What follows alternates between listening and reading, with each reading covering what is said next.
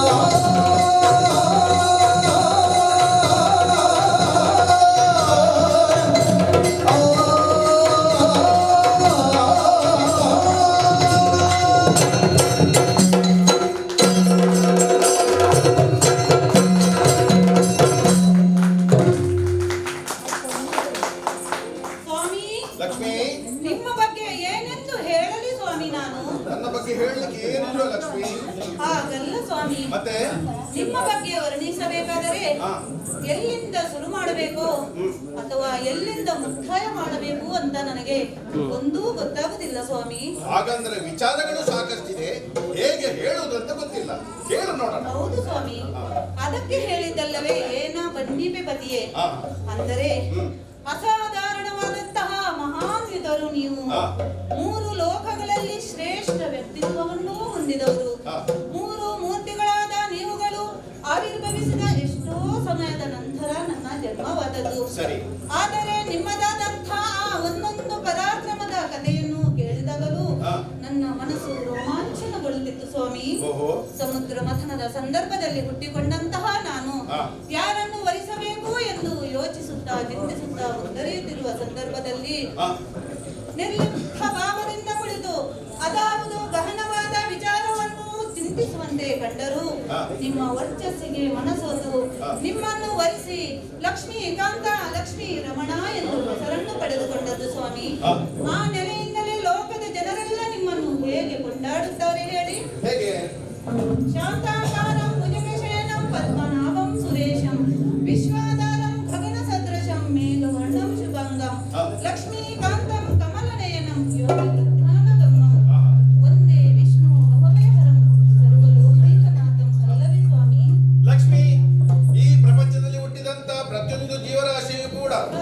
ಜೀವನವೆಂಬ ನದಿಯನ್ನು ದಾಟಿ ಒಂದಲ್ಲ ಒಂದು ದಿವಸ ಭಗವಂತನ ಪಾದವನ್ನು ಸೇರಲೇಬೇಕು. ಅದುವೇ ಸತ್ಯ. ನೀನಾದರೂ ನಿನ್ನ ಜೀವನದ ಹಾದಿ ಯಾವುದು ಎನ್ನುವುದನ್ನು ಸ್ಪಷ್ಟವಾಗಿ ತಿಳಿಸಿ ಅದರಂತೆ ನಡೆದು ಸರಿಯಾದ ಜಾಗವನ್ನು ಸೇರುವಲ್ಲಿ ಯಶಸ್ವಿಯನ್ನು ಪಡೆದ ಲಕ್ಷ್ಮಿ. ಅಷ್ಟೇ ಅಲ್ಲ ಸ್ವಾಮಿ, ಮತ್ತೆ? ಅಷ್ಟೇ ಅಲ್ಲ, ಜಗತ್ತಿನಲ್ಲಿರುವಂತಹ ಪ್ರತಿಯೊಂದು ಹೆಣ್ಣು ಮಕ್ಕಳೂ ಕೂಡ ನನಗೆ ದೇವರಂತ ಗಂಡ ಬೇಕು ಎಂದು ದೇವರಲ್ಲಿ ಪ್ರಾರ್ಥನೆ ಮಾಡುತ್ತಾರೆ. ಆದರೆ ನನಗೆ ಮಾತ್ರ ಸಾಕ್ಷಾತ್ ದೇವರೇ ಗಂಡನಾಗಿ ಸಿಕ್ಕಿದ್ದು ನನ್ನ ಭಾಗ್ಯ ಎಂದು ಭಾವಿಸ್ತೇನೆ ಸ್ವಾಮಿ. ಆದರೂ ಲಕ್ಷ್ಮಿ, ನಿನ್ನ ಮುಖಭಾವವನ್ನು ಕಂಡಾಗ ಇನ್ನಷ್ಟು ವಿಚಾರಗಳನ್ನು ತಿಳಿಸಬೇಕು ಎನ್ನುವಂತಹ ಆಸಕ್ತಿ ಬಲವಾಗಿ ತೋರ್ತಾ ಇದೆ. ಏನು ಲಕ್ಷ್ಮಿ, ಹೇಳು. Oh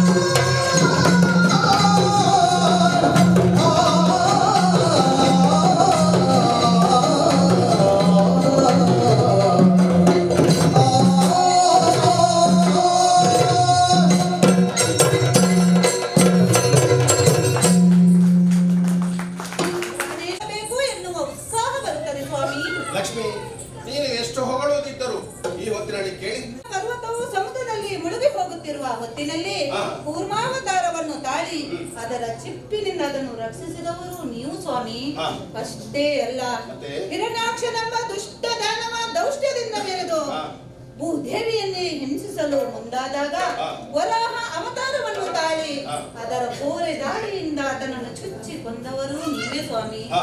ಇಷ್ಟೇ ಅಲ್ಲ, ಮತ್ತೆ? ಹಿರಣ್ಯ ಕಶ್ಯಪನನ್ನು ನರಸಿಂಹನೆಂಬ ಉಗ್ರ ರೂಪದಿಂದ ಅವತಾರವೆತ್ತಿ ಹಾ. ಆತನ ವರವಲದ ಹಾಗೆ ಹಾ. ಆತನನ್ನು ಸಂಹರಿಸಿದವರು ನೀವು ಸ್ವಾಮಿ. ಸರಿ. ಹಾಗೆಯೇ ಹಾ. ಬಲಿ ಚಕ್ರವರ್ತಿಯು 100 ಯಾಗಗಳನ್ನು ಮಾಡಿ ಹಾ. ಇಂದ್ರನಿಗೆ ಪ್ರತಿಸ್ಪರ್ಧಿ ಎಂದು ಹವಣಿಸಿದ್ದಾಗ ಹಾ. ವಾಮನ ಅವತಾರವನ್ನು ತಾಳಿ ಹಾ. ಬಲಿ ಚಕ್ರವರ್ತಿಯ ತಲೆಯನ್ನು ತಮ್ಮ ಪಾದದ ಮೂಲಕ ಪಾತಾಳಕ್ಕೆ ಒತ್ತಿ ಹಾ. ಆತನನ್ನು ಶಿಕ್ಷಿಸಿ ಹಾ. ಲೋಕವನ್ನು ರಕ್ಷಿಸಿದ ಮಹಾನ್ವಿತರು ನೀವು ಸ್ವಾಮಿ. ಸರಿ. ಸ್ವಾಮಿ, ಹ್ಮ್. ನೀವು ಲೋಕ ಕಲ್ಯಾಣಕ್ಕಾಗಿ ಮಾಡಿದಂತಹ ಮಹಾನ್ ಕಾರ್ಯಗಳನ್ನು ಹಾ. ಎಷ್ಟು ವರ್ಣಿಸಿದರೂ ಹಾ. ಎಂದು ಮುಗಿಯದಂತಹ ಇನ್ನು ಹೇಳಬೇಕು ಎಂದು ಹಾ. ಉತ್ಸಾಹ ಬರುವಂತಹ ಆ ನಿಮ್ಮ ಮಹಿಮೆ ಅಪಾರವಾದುದು ಸ್ವಾಮಿ.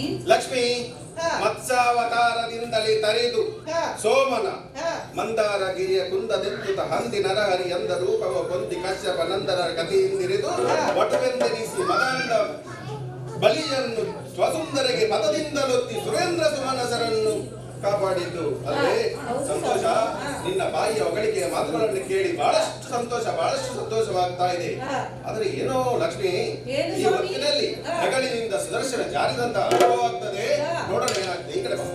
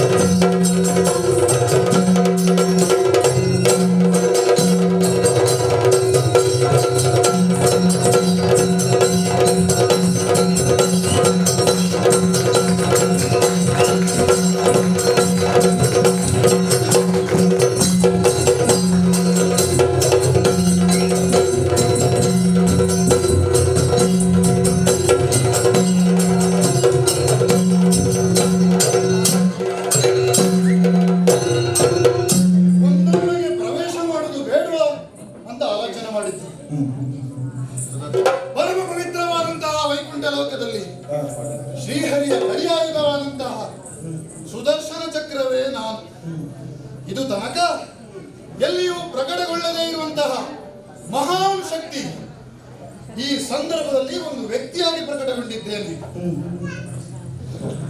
ಒಂದು ವಿಚಾರವನ್ನು ನಾನು ಹೇಳುತ್ತೇನೆ. ಈ ದೊಡ್ಡವರ ಸಹವಾಸ ಮಾಡಬಾರ್ದು, ಈ ದೊಡ್ಡವರ ಜೊತೆ ಕೆಲಸವೂ ಮಾಡಬಾರ್ದು. ನೀವೆಷ್ಟೇ ನಿಷ್ಠೆಯಿಂದ ಕೆಲಸ ಮಾಡಿ, ನೀವೆಷ್ಟೇ ಪ್ರಾಮಾಣಿಕರಾಗಿ ಕೆಲಸ ಮಾಡಿ, ಅವರ ದೃಷ್ಟಿಯಲ್ಲಿ ನೀವು ಎಷ್ಟಿದ್ದರೂ ಗೌಣವೇ ಸರಿ.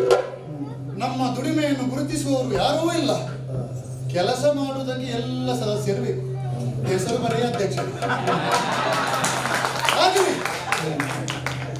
ಅಧ್ಯಕ್ಷರಿಗೆ ಹೆಸರು ಬಂದರೂ ತೊಂದರೆ ಇಲ್ಲ. ಪ್ರಾಪಂಚಿಕರ ಹೆಸರು ವಿಚಾರವನ್ನು ಬಿಡಿ, ಪ್ರಾಪಂಚಿಕರು ಹೇಳುವುದು ಬೇಡ, ಕನಿಷ್ಠ ಪಕ್ಷ ಅಧ್ಯಕ್ಷರಾದ್ರೂ ಹೇಳಬೇಡು. ನಮ್ಮೊಟ್ಟಿಗೆ ಇಂತಿಂತವ್ರು ಇದ್ದಾರೆ, ನಾನು ಈ ಮಟ್ಟಕ್ಕೆ ಬರುವುದಕ್ಕೆ ಇವರೆಲ್ಲ ಕಾರಣ ಅಂತ. ಇದೇ ನನಗೆ ಅಸಮಾಧಾನ ಆದಂತಹ ವಿಚಾರ. ಏನೇ ಇರಲಿ, ಇನ್ನೊಂದು ಮುಖ್ಯವಾದಂತಹ ವಿಚಾರ ಉಂಟು.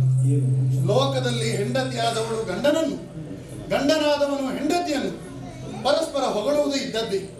ಅದರಲ್ಲಿಯೂ ಕೆಲವು ಹೆಂಗಸರನ್ನು ಕೇಳಬೇಕು ಅಂತ ಇಲ್ಲ, ತನ್ನ ಗಂಡನನ್ನು ಹೊಗಳಿ ಹೊಗಳಿ ಹೊಂಡ ಕೆಡಿಸ್ತಾರೆ. ಹೊಗಳುವುದು ಯಾಕೆ?